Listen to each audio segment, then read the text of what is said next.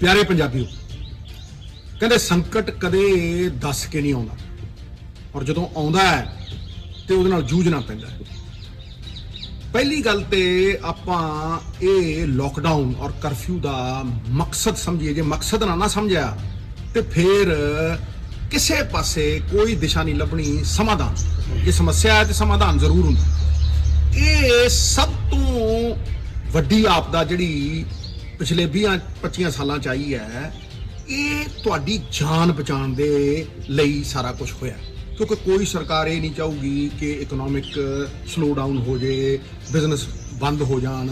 लेकिन सब तो वड्डी अहमियत वो जान दी है।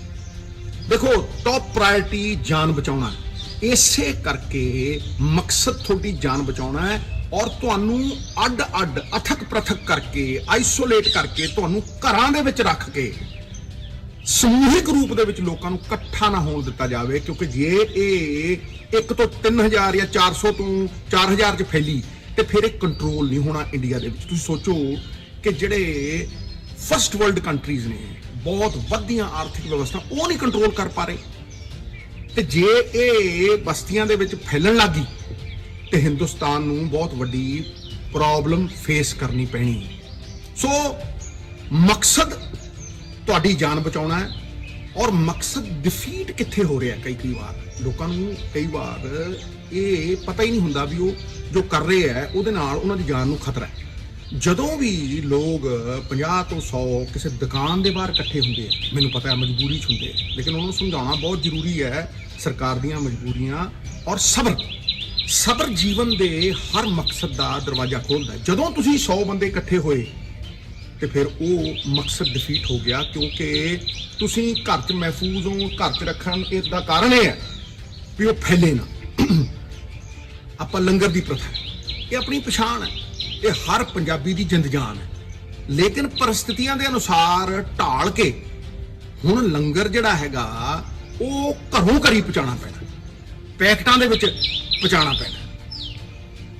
मास्क देखदा मैं वीरो, मैं WHO नाल संपर्क करना, 1 सेकंड च जवाब आउंदा। जे मैं उन्होंने क्वेश्चन पाउणा तो ठां करदा जवाब आउंदा। मैं उन्होंने ये पुछया भी मास्क पाउणा की जरूरी है, तो WHO तो जवाब आया कि ये एक मिथ है, एक वहम है। मास्क सिर्फ वही बंदा पावे जिन्हों खंघ है, जिहड़ा बीमार है, जिन्हों नजला है, वो मास्क पावे। तो उन्होंने जिहड़ा इलाज कर रहा है, चाहे डॉक्टर होवे चाहे घर दा, वो भी मास्क पावे। लेकिन जिहड़ा बंदा सड़कों के उत्ते ठीक है, वो जो मास्क पाउंदा ते अपने जीवन नूं खतरे च पा रहा है। वो जीवन खतरे च किद्दां पै रहा ये मैं समझाउणा। WHO कहना भी तुहाडा हत्थ जिहड़ा है वो तुहाडे नक तक, तुहाडीਆਂ ਅੱਖਾਂ तक ते तुहाडे मूँह तक नहीं जाना चाहिए। उत्थों ही ट्रांसमिट हुंदी है और ये हवा च गैस नहीं है कोई भी जिहड़ी तुहानूं हवा दे विचों ट्रांसमिट होगी। रेस्पिरेटरी लिक्विड दे नाल ट्रांसफर हुंदी है। रेस्पिरेटरी लिक्विड मतलब जिहड़ा नक दे विचों तुहाडे लिक्विड बहिंदा अख चों या मूँह दे विचों जदों छिक मारदे आ मूँह चों जिहड़ा लिक्विड हुंदा उत्थों ये महामारी फैलण दा खतरा हुंदा। तो जो तुम मास्क पाने हो तो 15-20 बार तो मास्क एडजस्ट करते हो। जो स्कूटर से जाना होंगे ऐ करता है, यदा मतलब थोड़ा जो हथ है वो बारंबार नक ते जा रहा, मूँह ते जा रहा, अख ते जा रहा। इस करके ये वहम कढ़ दिओ, जिहड़ा बीमार है वही मास्क पावे और जिहड़ा बीमार नहीं है, महफूज है या इलाज करने वाला, जिहड़ा महफूज है, जिन्होंने कोई बीमारी नहीं, कोई खंघ नहीं, उन्होंने मास्क पाउण दी कोई लोड़ नहीं और मास्क जरूरतमंद बंदियां तक पहुंचे। ये वो एहतियात ने जिहड़े जान नूं महफूज रख सकते हैं और इसे करके लॉकडाउन होया। हुण मैं इहदे ते इसे करके शुरू च नहीं बोलिया कि इहदे चों मैनूं पता सीगा भी हौली हौली करके लोकां नूं वड्डी समस्या चों छोटियां समस्यावां पैदा होणीਆਂ, लेकिन वो जान तो वध नहीं हैगीਆਂ।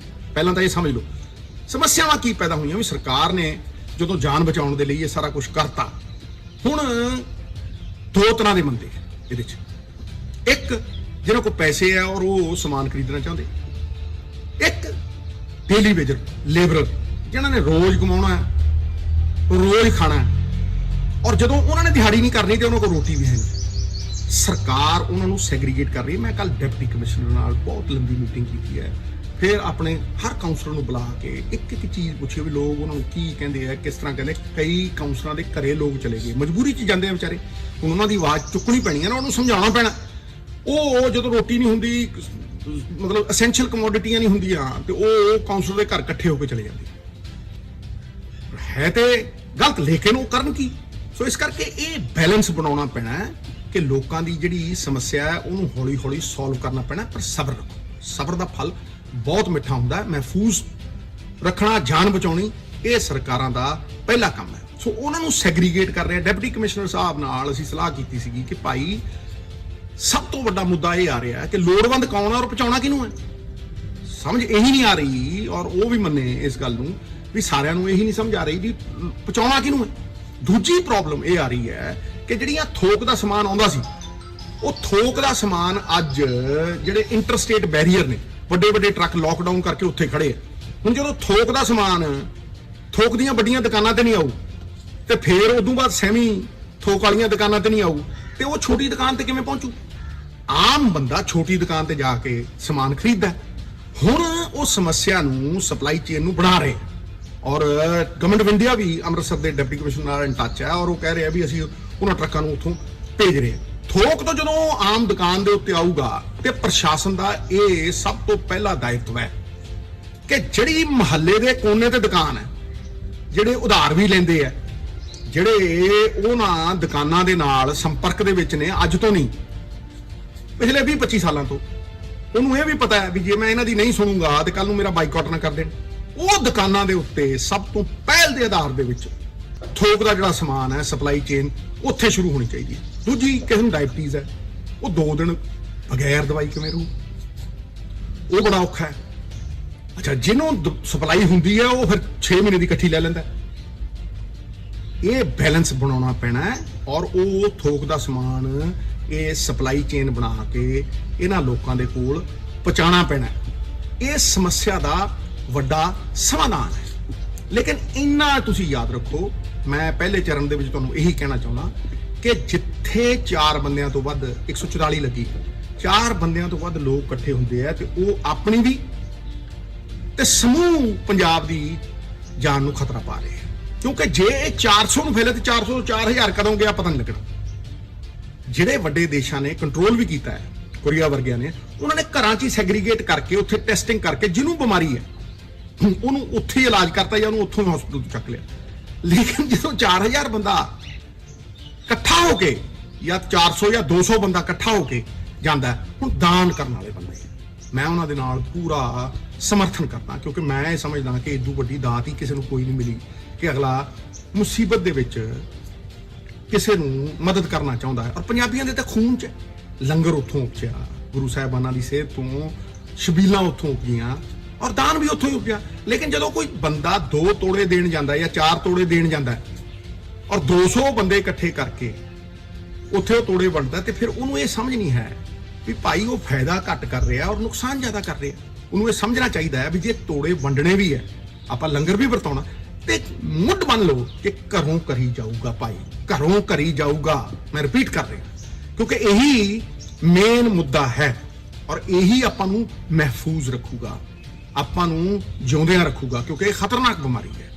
ਜ਼ਿਆਦਾ ਬੱਚਿਆਂ ਨੂੰ ਔਰ ਬਜ਼ੁਰਗਾਂ ਨੂੰ ਪੈਂਦੀ ਹੈ, ਉਹਨਾਂ ਨੂੰ ਬਿਲਕੁਲ ਹੀ ਸੈਗਰੀਗੇਟ ਕਰਨ ਦੀ ਲੋੜ ਹੈ। ਸੋ ਮੇਰਾ ਜਿਹੜਾ ਪਹਿਲਾ ਚਰਨ ਸੀ, ਉਹ ਮੈਂ ਇਹੀ ਕਹਿਣਾ ਚਾਹੁੰਦਾ ਕਿ ਅੱਜ ਬਹੁਤ ਬਿਹਤਰੀ ਹੈ। ਜੋ ਬਿਹਤਰ ਹੈ ਉਸੇ ਸਵੀਕਾਰਾ ਸਭ ਨੇ। ਜਿਹੜੀ ਚੀਜ਼ ਬਿਹਤਰ ਹੈ, ਹੁਣ ਤੁਸੀਂ ਦੇਖੋ ਪੁਲਿਸ ਦਾ ਰਵੱਈਆ ਪੂਰਾ ਬਦਲਿਆ ਹੋਇਆ, ਸਬਜ਼ੀਆਂ ਹੌਲੀ ਹੌਲੀ ਪਹੁੰਚ ਰਹੀਆਂ ਨੇ।